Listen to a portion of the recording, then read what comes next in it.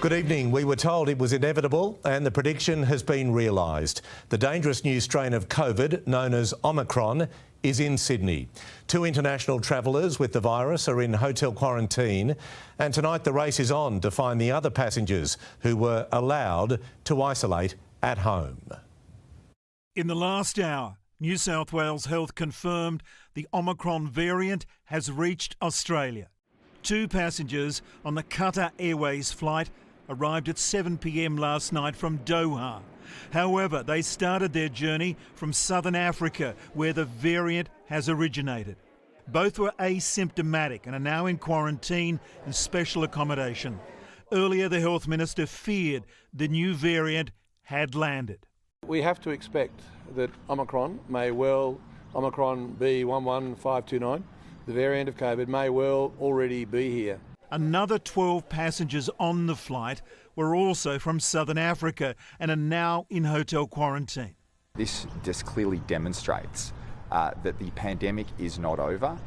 We need to learn to live alongside the virus and also learn to live alongside the various strains of the virus that will come our way. A new COVID variant, and at Sydney Airport a new level of concern. Multiple passengers from Southeast Asia in their own hazmat suits. And travellers finding at the last moment that entry rules had changed. We thought that we would get turned back. We were on the tarmac and they turned us back to get a health official to tell us whether we could land or not.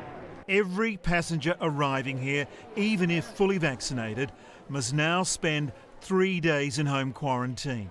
Since you've been in the air, we've now got to do it 72 hours. We've got to stay for 3 days. Yes, I think I've got to do it again. I've got a form now that tells me I've got to do another PCR test. I think the 72-hour isolation of those coming in from overseas is a very sensible and practical measure, and we'll keep a very close eye on it. Another 29 people from South African countries arrived in Sydney last night on Qatar and Emirates flights.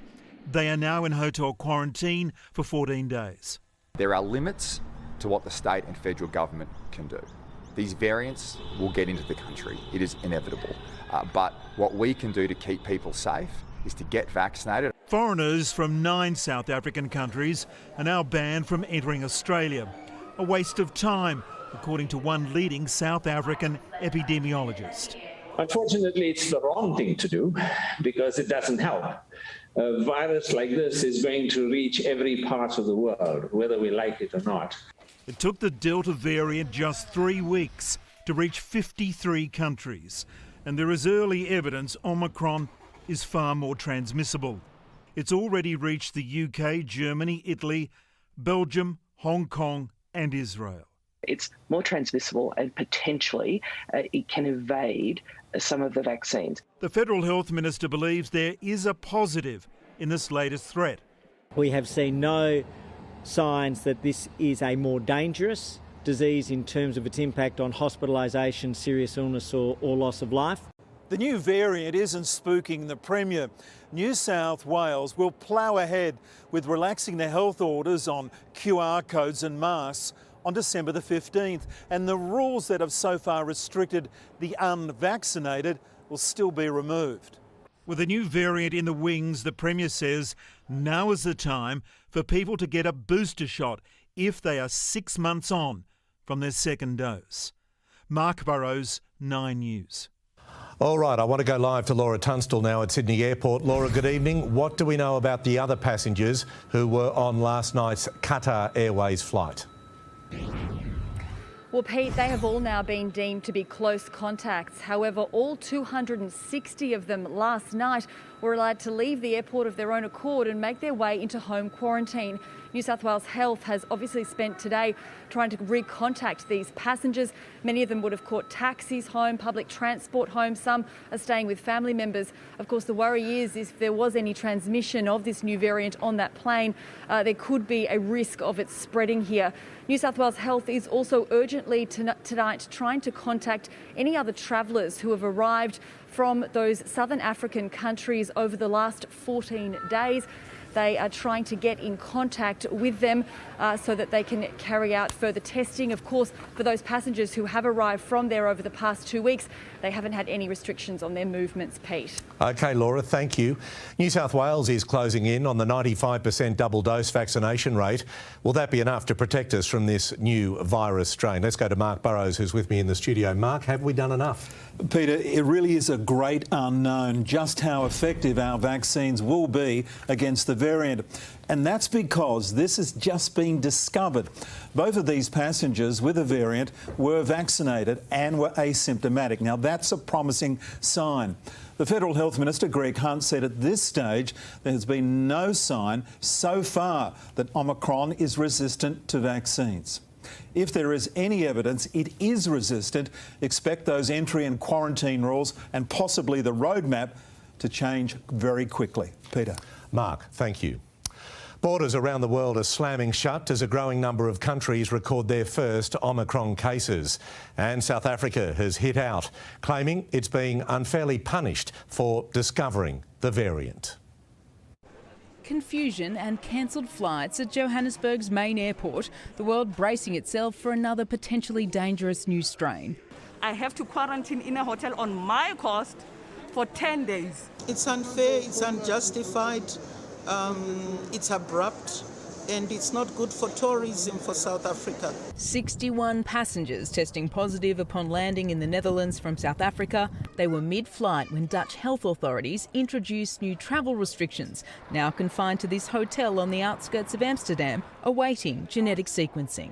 As COVID's latest chapter unfolds, Boris Johnson is hoping to buy time. We need to slow down the seeding of this variant in our country. A raft of new precautionary measures rolled out, 4 more countries added to the red list, PCR tests on day 2 for travellers and isolation until a negative result is returned. All contacts of a positive case must now isolate for 10 days, even if they're fully vaccinated. An early leader in mass vaccinations, Israel announcing a stopgap, shutting their borders to all foreigners for at least a fortnight. The reaction of some of countries in terms of imposing travel bans and such measures are completely against the norms and standards as guided by the World Health Organization. Our failure to vaccinate the rest of the world is not only causing deaths in Africa and Asia, Latin America and other parts of the world, but is going to come back to haunt us. The United States yet to have a positive Omicron case, but unlikely to stay that way. Do you believe that Omicron is already here in the U.S., likely? You know, I would not be surprised if it is. When you have a virus like this, it almost invariably is ultimately going to go essentially all over. Officials are hoping this new variant could convince millions of unvaccinated Americans to finally get their COVID jab and that they could see an improvement in a so far sluggish demand for boosters. If you have not had the booster shot, get the booster shot. A question mark over vaccine effectiveness will remain for weeks. Pfizer and Moderna claim if needed, they could turn around a jab for a new strain within months. In some ways, if you look at the straight molecular biology of the mutations, it looks potentially quite a lot scarier even than Delta. Delta remains the predominant American variant, 99% of all infections, as the daily case average sits at 88,000. New York's governor declaring a state of emergency and cancelling elective surgery as COVID cases rise at a rate not seen since April of last year. In the United States, Alison Petrowski, 9 News.